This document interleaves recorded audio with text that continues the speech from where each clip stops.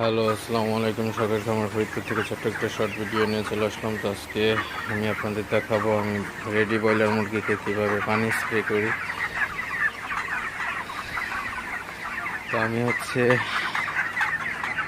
ধান খেতে যে বিষ স্প্রে করে, তো ওই মেশিন দিয়ে আমি মুরগিগুলোকে পানি স্প্রে করি।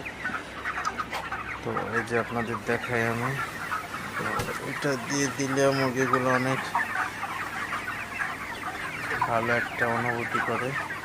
মুরগিগুলো দৌড়ায় চলে আসে সবগুলো আমার কাছে।